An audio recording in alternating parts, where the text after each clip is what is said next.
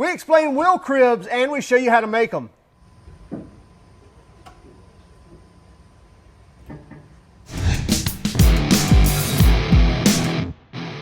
Chances are, if you're watching this, you probably already have an idea of what we're making here, and you probably have an idea of why you need it.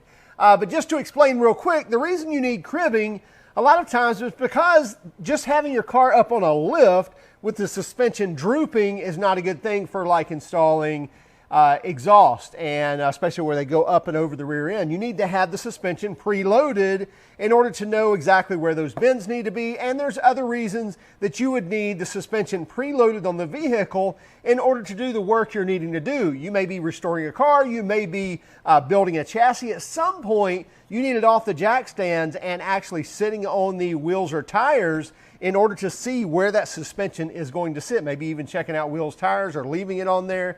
But this is a way where it can sit on here, stay on there, and not just be on jack stands and not be on a car lift, and do it safely. So let's get started. All right, to get started, what we want to do when we're making this cribbing is we want to find out, well, what size do we want to make it? And most of the stuff around our shop is either hot rodish type stuff, or so big 22-inch wheels like this, or big wide rubber on 18-inch, 20-inch wheels. So anyway, we want to get an idea of both how long we need to make this cribbing as well as how wide. So one of the easiest things to do is just to kind of figure out the contact patch area. Really not contact patch, but I think you get the idea. And so I can butt these 2x4s against it, because that's kind of how I want the cribbing to support this. Is I both want the tire on the floor, if you will, of the top of the cribbing, as well as I want it kind of contacting the curbs to keep it from rolling. But again, I don't want this supporting the majority of the weight. I want this supporting it. So that's about where I want this. And then I can measure outside to outside. That's looking like 21.5. Yeah, I think I could get away with 20. Because this tire is going to compress a little bit and with the weight of the vehicle. So I think I can get away with 20, because I think that'll help me on this other tire.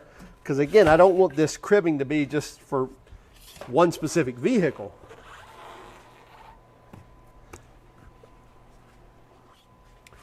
So let's grab our Mickey Thompson here. And let's try it. Looks like that it's going to be a little bit narrower.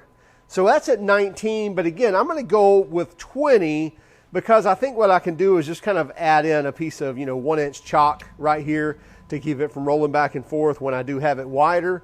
So I'm going to go with 20, and then as far as width, that's about 11-inch tire, so 11 inches wide.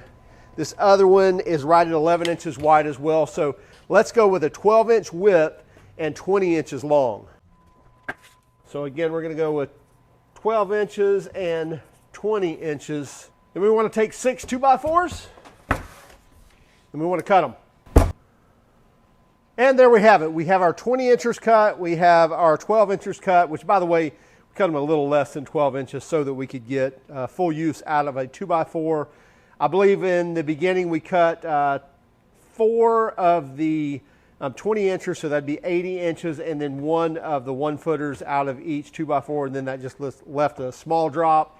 And then the rest of them, after we got all our 20 inches cut, then we could cut all the 12 inches out of a single stick of 2x4. So you're looking at, to make 2 cribs, probably the most part of 6 2x4x8. You may be able to work it out to where you can get a 2x4x12 or 2x4x10 or something else to work out better for you.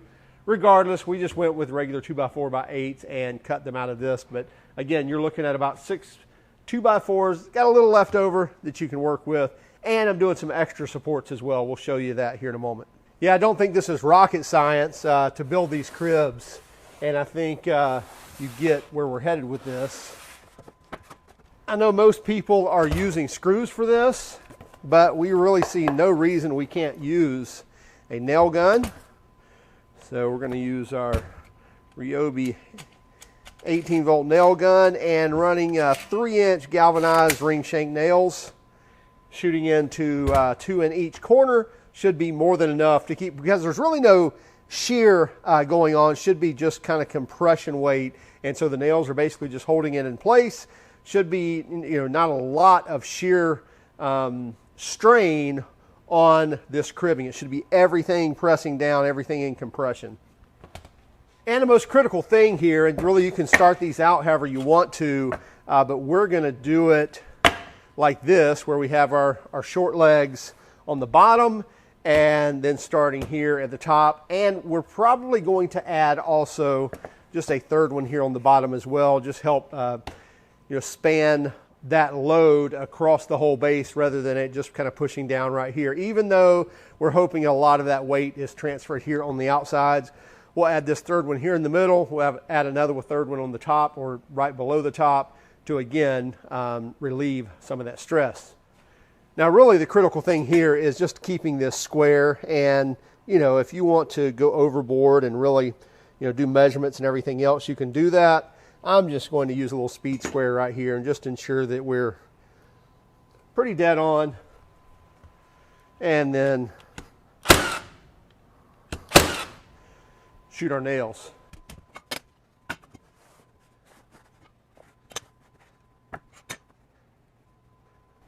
Make sure we're on the outside there, make sure we're nice and square.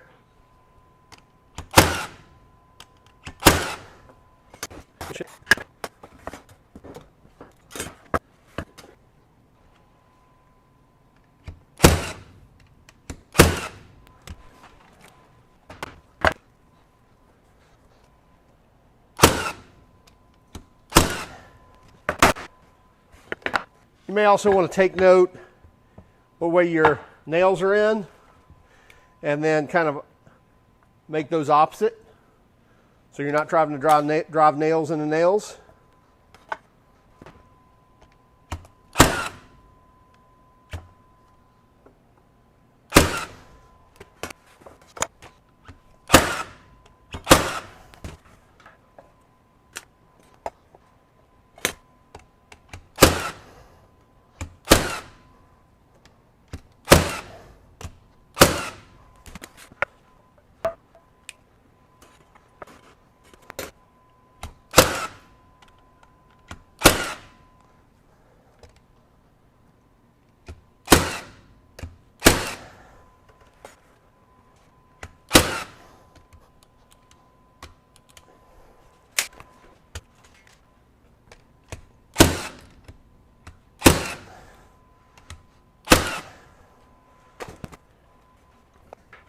So with just 2 complete rows, you're looking at about a 6-inch rise, and we're going to go for a 9-inch.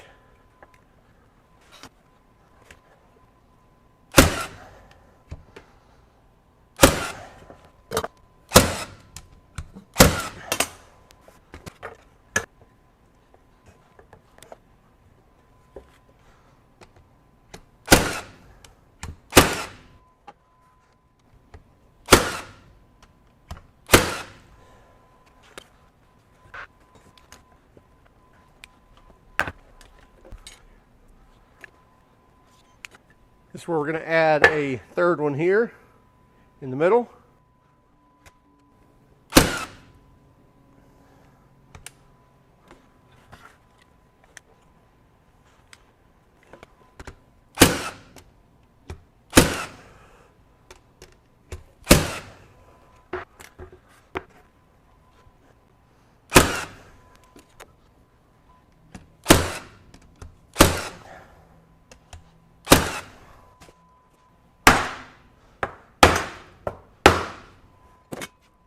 So now we've got a solid 9-inch rise.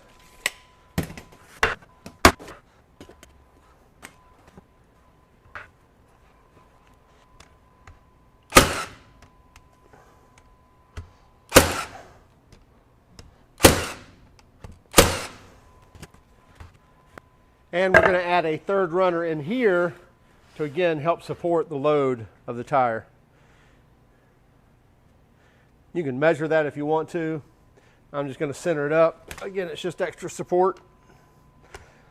What that helps as well is when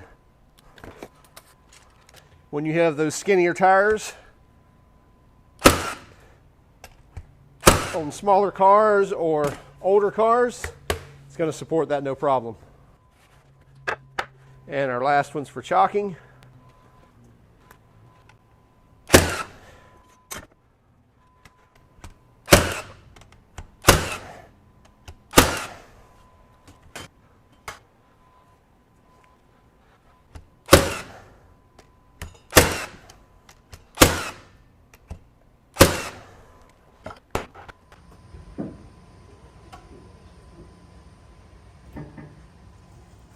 Most of the videos we've seen on these, they've definitely used screws, which you can go that route, typically a little more expensive. We used our 18-volt framing nailer from RYOBI, and it worked absolutely great, and it was a lot cheaper than buying screws, and quite frankly, a lot quicker as well. Once we kind of squared up the base, we could just kind of use our square to, square up each piece, shoot 2 nails in each corner, and roll on. Very sturdy piece here. And as I mentioned on this smaller tire, all I had to do was cut this little piece of 1" by 1" insert here, and that works perfect to keep that nice and chalked, as well as still utilizing the base here to suspend that load or to transfer all that load. Hey, let us know what you think about this. Also, give us any other ideas you may have. Keep track of us on Instagram, Facebook, Twitter, and even TikTok. And if you don't mind, would you hit that like and subscribe button if you haven't done so already? And by all means, if you hated our video, well, give us a thumbs down. But would you let us know in the comments why? Have a great day. Keep smiling.